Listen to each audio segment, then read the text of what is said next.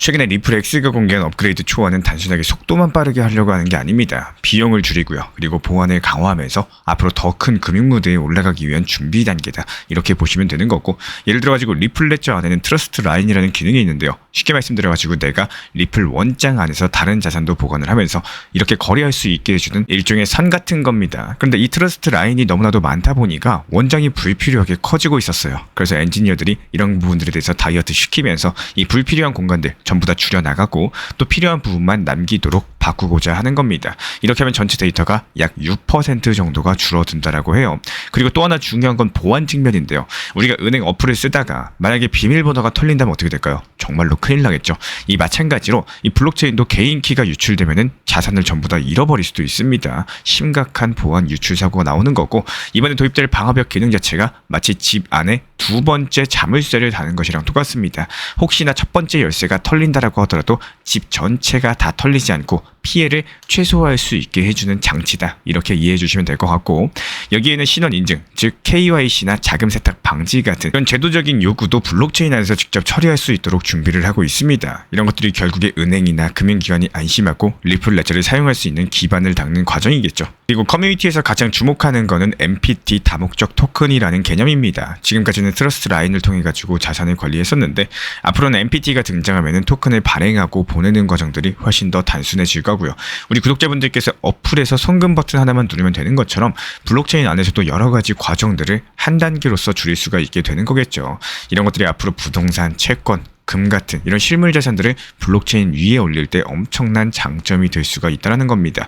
결국에 이번 리플 레저 업그레이드가 단순하게 기술자들의 실험이 아닐 겁니다. 데이터는 가볍게 하면서 보안은 더 강력하게 하고, 그리고 금융기관이 요구하는 제도적인 틀까지도 고려한 진화다. 이렇게 볼 수가 있는 거고, 가격 차트에는 당장 티가 안 날 수는 있겠지만요. 이런 변화들이 결국에 XRP가 글로벌 금융 인프라로서 자리 잡는 이런 과정의 한 조각이라는 점들을 기억해 주시면 좋겠습니다. 그리고 최근에 미국 증권거래위원회 SEC랑 상품선물거래위원회 CFTC가 드디어 손을 잡았어요.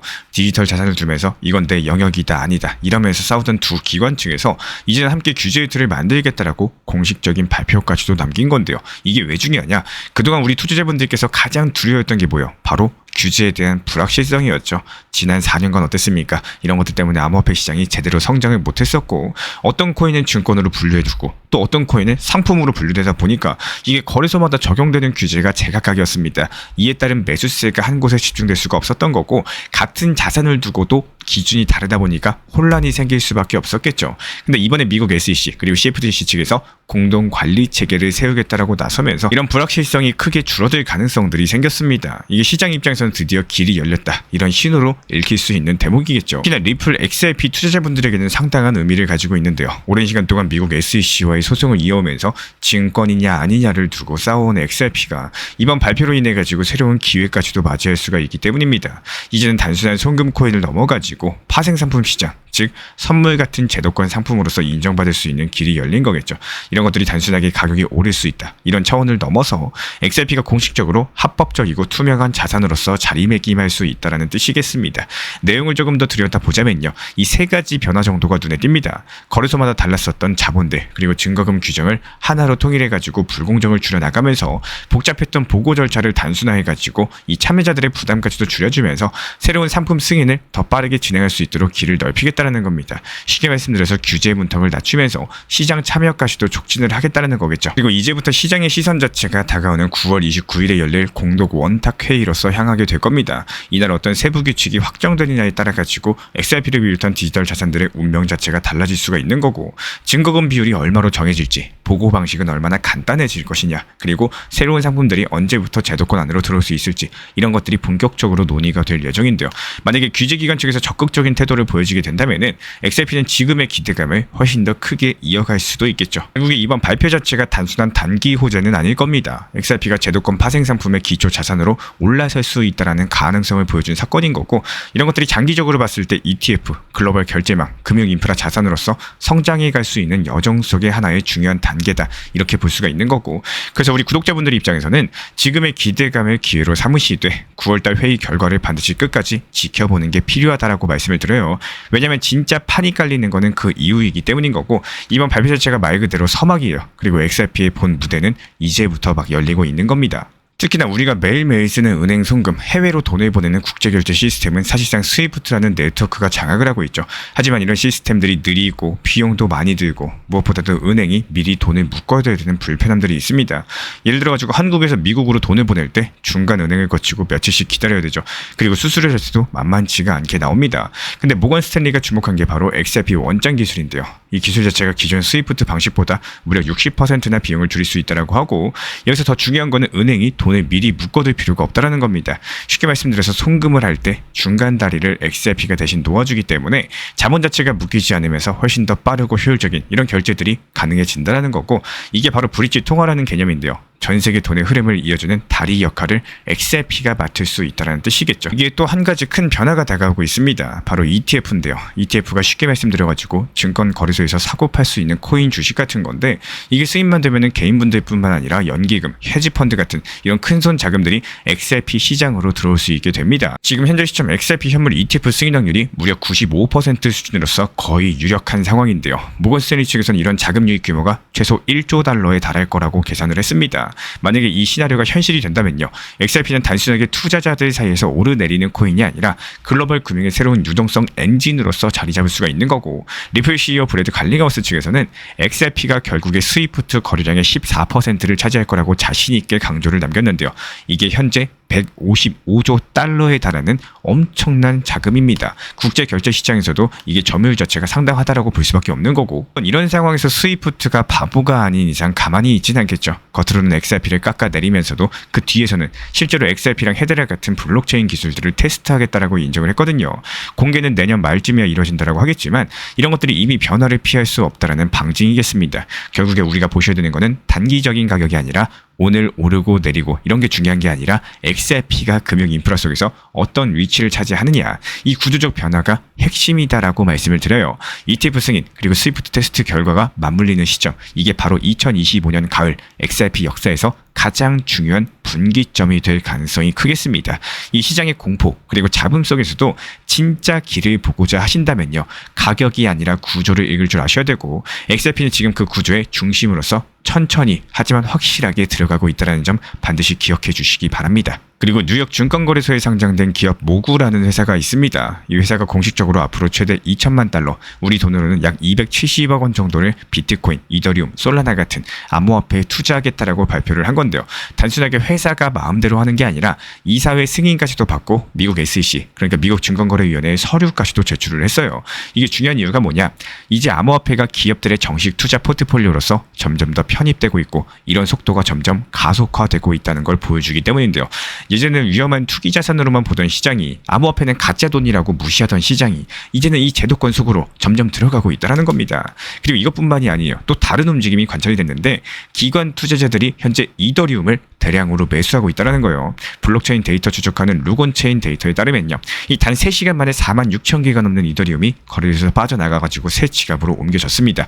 금액으로는 약 2억 달러, 우리 돈으로 거의 3천억에 육박하는 천문학적인 자금인데요. 이 단순하게 사고팔고 하는 단타가 아니라 중장기적으로 보관해서 계속 가져가겠다, 이런 의도가 뚜렷한 신호로서 볼 수가 있기 때문에 현재 이더리움 현물 ETF 승인된 뒤로도 계속해서 이런 매집들이 활발해지고 있는 걸 봤을 때, 앞으로 XRP 현물 ETF도 승인된다고 했을 때 XRP에도 이렇게 이더리움과 비슷한 자금들이 들어올 것이다, 충분히 예상을 해볼 수가 있겠죠. 이제 시장 전체를 한번 살펴볼까요? 비트코인 현물 ETF에 하루 동안 5억 5천만 달러가 들어왔습니다. 4일 연속으로 돈이 몰리고 있다? 이건 절대 우연이 아니겠죠. 기관 자금이 현재 너도 앞다퉈가지고 계속 매수하고 있다는 뜻이겠습니다.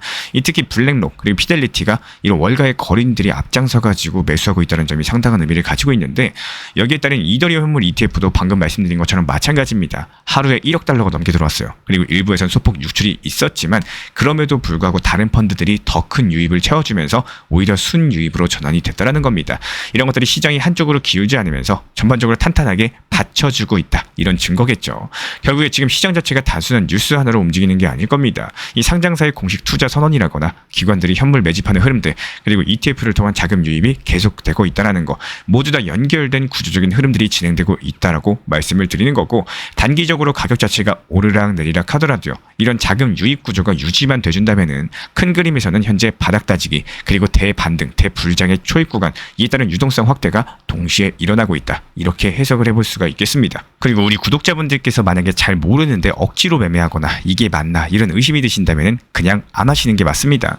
특히나 이 코인 투자 같은 경우는요, 내가 이해하지 못한 상태에서 남을 따라 하시다 보면은 최악의 상황이 벌어질 수가 있기 때문에 더욱더 조심하셔야 된다라고 말씀을 드려요. 내가 잘 모르는 해외 거래소, 영어로 된 플랫폼, 선물 매매 이런 것들 이해가 어려우시다면은 아예 그냥 손을 대지 않는 것 자체가 가장 현명한 방법이겠습니다. 제가 늘 강조드리는 부분이죠. 아마도 영상을 보시는 대부분의 구독자분들께서 업비트나 빗썸을 주로 사용하고 계실 거라고 생각을 해요. 그렇다면 이렇게 익숙한 거래소에서 현물 매매만으로도 충분히 좋은 전략을 세우실 수가 있는 거고, 포트폴리오를 구성을 하고 리플 같은 경우에 이번 단기 고점이 어디일지 미리미리 정해두고 분할 수익 실현들을 하시기를 권장을 드리고 싶습니다.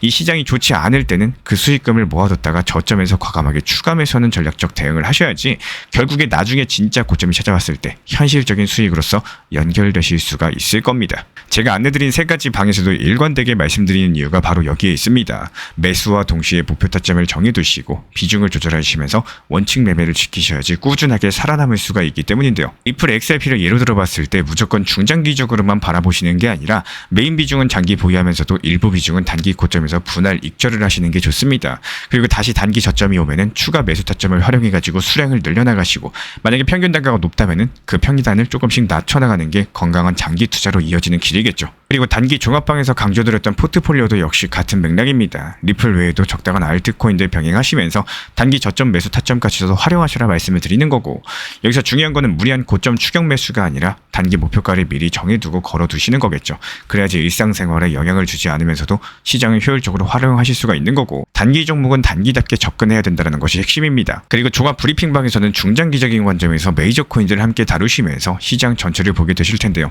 예를 들어가지고 최근에 도지코인 타점 말씀드렸을 때 276원에서 중장기 매수 의견 드렸었지만 빠르게 370원까지 올라왔었습니다. 이때도 알맹이를 챙기는 게 우선이기 때문에 분할 익절을 통해서 수익을 확보하고 그 자금으로서 리플의 저점 매수를 준비하는 전략을 만든 거고요. 결국에 투자 시장은 늘 순환을 하기 때문에 더 올라갈 것 같아서 매도를 못한다면 그거는 결국에 내 수익이 아니겠죠. 그래서 항상 말씀을 드리지만 수익 실현을 습관화하셔야 됩니다. 가장 중요한 건 이거요. 업비트, 빗썸, 현물 매매만으로도 충분히 좋은 시장이 열려 있다는 거고, 굳이 모르는 해외 거래소나 선물 매매에 손대지 마시고요. 원칙을 지키는 현물 매매로서 안정적인 투자 이어나가시기를 추천을 드리겠습니다. 지금 시점 코인 시장 흐름을 정확하게 정의드리자면요, 비트코인을 보시면 정답이 나옵니다. 차트 볼게요. 빗각 아래에서 힘이 없이 그냥 바닥만 지켜주고 있는 상황이죠.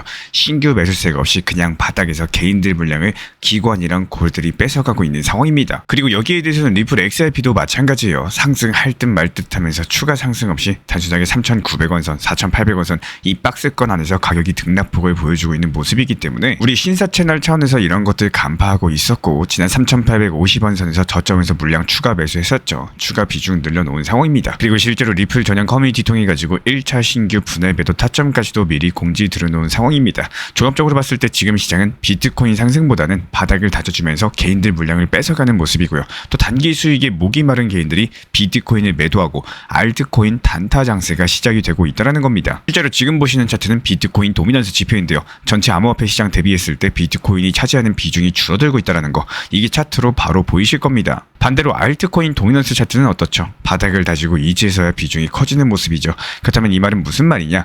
지금부터는 비트코인에 대한 개인들의 물량을 세력들이 가져가기 위해서 본격적인 알트 장세가 나올 거라는 거고, 개인들이 비트코인을 팔고 알트를 사게끔 장세가 연출되고 나서 알트들이 고점까지 상승하면 어떻게 될까요? 다시 비트코인이 상승하기 시작할 것으로 예상을 해볼 수가 있겠죠. 이런 시장 흐름들 미리 간파를 했기 때문에 신사 채널에서 운영하고 있는 단기 타점방 통해서 여러가지 알트코인들로 수익을 내드리고 있는 상황입니다. 특히 지금 시장에서 주목하셔야 되는 거는 이더리움이 꺾였다라고는 하지만요, 그럼에도 불구하고 여전히 강력한 거는 이더리움 계열의 알트코인들입니다. 예를 들어가지고 레이어2 관련된 테마, 여기에서 이더리움 확장성 테마까지도 겹쳐있거나 아니면 디파이라거나 합성자산과 안정성과 관련된 테마들, 그리고 앞으로 스테이블 코인이 뜰 거기 때문에 여기랑 관련된 테마의 코인들 위주로 현재 시세가 단기적으로 크게 나고 있는 상황이에요. 다만 여기서 주의하셔야 되는 게 반드시 매도 타점이 필요하다라는 겁니다. 지금 시장 자체가 40%, 50%, 100%, 200% 이렇게 크게 상승하는 대불장은 아니죠. 짧게 단타로 치고 빠지시면서 그래도 5%또 많게는 10% 정도 이렇게 수익 내고 바로바로 매도하셔야지 그 다음 종목 준비가 가능하기 때문에 미리 매도 타점 정해두시고 목표가에 걸어놓고 주무시면은 잠을 자고 일어났는데 수익이 나 있고요. 계좌 잔고가 올라가는 경험들 하게 되실 겁니다. 그리고 한 가지 더 참고하셔야 되는 점은요.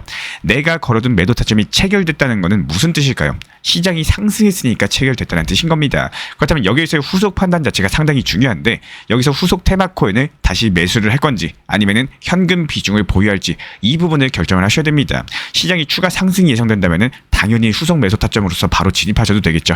하지만 저희 신사채널에서는 그러지 않습니다. 무조건 시장을 냉정하게 바라보면서 진입을 하게 되기 때문에 종목 한 개 수익 실현됐다라고 해서 매번 똑같이 후속 타점 종목 드리는 게 아니라 시장이 오히려 꺾인다라고 판단되는 경우에는 그대로 그냥 현금 비중 보유하시도록 하시면서요. 시장이 다시 눌렸고 다시 충분히 하락했을 때까지 기다렸다가 저점에서 다시 매수 타점 드리고 있습니다. 말 그대로 안 봐도 될 손실을 굳이 보실 필요가 없고 그냥 현금 들고 있으면서 기다리기만 하면은 오히려 더 수익이 난다라는 거고 상승 시작하기 전에 매수하면서 또 하락장 나오기 전에 매도할 수 있도록 실시간 정보 받아보고 싶으신 분들은 현재 보시는 번호로서 문자 신청 주시면은 입장 도움 드리도록 하겠습니다. 현재 제가 안내드리고 있는 정보방 입장에 대해서 관심이 있으신 분들이 최근에 많아지셨습니다. 간단하게 한번 설명드려보도록 하겠습니다. 먼저 항상 무슨 일이 있어도 업비트, 빗썸, 현물 매매로서만 안내드리고 있기 때문에 원칙 매매를 잘 활용하시는 것들을 추천을 드려요. 이 세 가지 방으로서 안내를 드리고 있는데요. 첫 번째로 가장 구독자분들께서 관심 있어 하시는 리플 전용방입니다. 리플 전용방에서는 말 그대로 리플에 대해서 집중적으로 단기 고점과 저점 그리고 장기적인 관점에 대한 타점과 리플에 대한 시장 브리핑을 안내드리는 방이고요. 이 리플 전용방에서 안내드리고 있는 정보방 타점으로 단기 고점과 단기 저점에 대한 타점을 활용을 하시되 신경 쓰는 매매가 아니라 목표가에 미리 걸어놓고 미국 시장이 활발한 새벽 시간대 혹은 업무 시간대도 신경 안 쓰면서 수익 실현과 저점 추가 매수 타점을 활용하는 방향으로서 안내 도움 드리고 있어요. 리플에 무조건 장기적으로만 보는 게 아니라 메인 비중은 장기적으로 보유하시되 일부 비중은 단기 고점과 저점을 살려가면서 비중과 수량을 늘려나가고 평균 단가를 낮추는 전략으로서 운영하시는 것들을 항상 추천을 드립니다. 그리고 두 번째로 단기 타점의 종합방입니다. 리플을 몰빵으로 장기적으로만 보유하다 보면 결국에 시장의 흐름을 놓치게 되기 때문에 적당한 알트코인들을 비중을 활용하시면서 적극적으로 투자 전략으로 살려나가는 게 정말 중요합니다. 예를 들어가지고 좋은 엔진의 리플 코인을 보유했으면은 그 엔진이 잘 활용될 수 있도록 좋은 기름과 엔진 오일의 역할이라고 생각을 하시면 되는 거예요. 안내드리고 있는 단기 타점의 목표 타점, 성향은 말 그대로 단기적으로만 접근하시는 걸 항상 추천을 드리고 있습니다. 간혹 지금 시장이 안 좋은 단기적인 알트코인이 가능하냐 이렇게 생각하시는 분들도 계신데요. 지금 시장에서 단기 타점이 불안하다라고 느끼시거나 알트코인을 공략하는 게 맞나 이렇게 생각하시는 가장 큰 이유 중에 하나는 시장의 테마에 맞는 코인이 아니라 이미 급등이 나왔거나 주목을 받고 있지 못한 코인들을 공략을 하거나 혹은 목표 타점이 비정상적으로 높거나 혹은 순간적으로 움직임이 나올 수 있는 단기 고점의 타점을 찾지 못해서라고 생각을 해요. 결국에 투자 시장은 순환적으로만 흘러가기에 적당한 알트코인들을 비중에 맞춰가지고 병행하면서 여기서 나온 수익들로 리플의 단기 저점 매수의 계획을 통해 가지고 하나의 톱니바퀴처럼 움직이도록 내 포트폴리오를 구성을 할 줄 아셔야 됩니다. 타점은 말 그대로 단기 타점답게 수익 실현하고 나면 사실 그 이후에 더 상승하던 떨어지던 크게 신경 쓸 필요가 없겠죠. 시간 또한 바빠가지고 걱정할 필요가 없는 게 항상 말씀드린 이 목표 타점에 미리 걸어두면은 신경을 쓸 필요가 없다는 점을 반드시 생각을 하셔야 됩니다. 그리고 세 번째로는 종합 브리핑방인데요. 중요할 수 있는 속보, 시장 브리핑에 대한 핵심 내용들을 전달드리면서 시장이 어떻게 흘러가고 앞으로의 시장이 어떻게 움직일까 이런 중요 핵심 내용 같은 것들을 전달드릴 뿐만 아니라 메이저 코인과 그리고 스윙과 중장기적인 타점에 대해서 안내드리면서 단기적 관점보다는 조금 보유 기간이 있다라고 하더라도 목표 타점 자체를 높게 보는 방향으로서 안내드리고 있는 방입니다. 대표적으로 최근에 도지코인에 대해서도 목표 타점을 높게 276원의 종합 브리핑방에서 타점 안내드리면서 여유롭게 약 5일 정도 보유하면서요. 도지코인이 상승이 연달아 나오고 있을 때 오히려 과감하게 370원의 목표 타점을 안내드렸습니다. 이렇게 상승이 잘 나오고 있을 때는 대부분 여기서 더 오르는 게 아닌가 이렇게 생각을 하시는 분들이 많이 계시겠지만 항상 적당한 고점에서 수익 실현하는 것들을 목표로 잡는 게 정말 중요하다고 말씀을 드려요. 이렇게 세 가지 방 입장 안내드리고 있기 때문에 항상 업비트, 빗썸으로서 현물에 대해서 안내드리고 있습니다. 비중 조절과 원칙 매매를 통해서 일하거나 바쁜 와중에 신경 쓰시는 매매보다는요. 여유롭게 매도 걸어놓고 편하게 신경 안 쓰시면서 제대로 운영하시기를 추천을 드리겠습니다. 리플 XRP 투자에 있어서 이제는 투트랙 전략이 반드시 필요해지고 있습니다. 무턱대고 몰빵하거나 반대로 또 손 놓고 기다리는 시대는 끝났어요. 첫 번째 트랙은 매달 분할 매수하시면서 시장이 빠지든 말든 일정 비중으로서 리플을 꾸준히 모아 나가시는 겁니다. 이거는 시간과 리스크를 분산할 수 있는 가장 효율적인 전략인 거고, 그리고 두 번째 트랙은 남은 현금 비중으로 알트코인 단타로서 굴려나갑니다. 수익이 나면은 그거를 다시 리플에 재투자하시면 되는 거고, 이게 바로 수익을 만드는 순환 매수 전략이 되실 거예요. 그런데 여기서 중요한 거는 단타 하실 때 조심하셔야 되는 거예요. 단타 매매 중독되면 끝장입니다. 이 매매 중독을 절대 조심하셔야 되는 거고, 예를 들어 가지고 시장이 과열인데도 지금 아니면 기회가 없다, 이런 조급한 생각에 RSI 지표가 이미 고점인데도 불안해서 또 들어가고 결국에 수익은커녕 손실만 쌓이게 되실 겁니다. 그래서 저희 채널 차원에서는 한 가지 원칙이 있습니다. 확률이 높은 날만 진입을 하세요. 그리고 시장 전체가 과매도 구간일 때,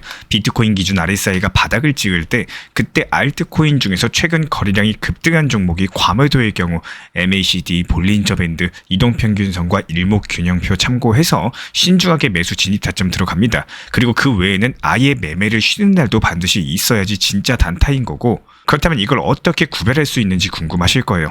여기서 챗 GPT가 등장을 합니다. 저희는 챗 GPT를 단순한 도구로 쓰지 않습니다. GPT한테 오늘 확률 높은 진입 타이밍이냐, 이렇게 물어볼 수 있게 맞춤 프롬프트를 사용을 하는데요. 그리고 그 결과에 저의 실전 매매 노하우 30%를 덧붙여가지고 GPT 시그널을 보완합니다. 어떻게 하는지 궁금하신 분들 GPT 검색력과 활용 전략을 이용해가지고 이 두 가지를 한 방에 알려드리고 있습니다.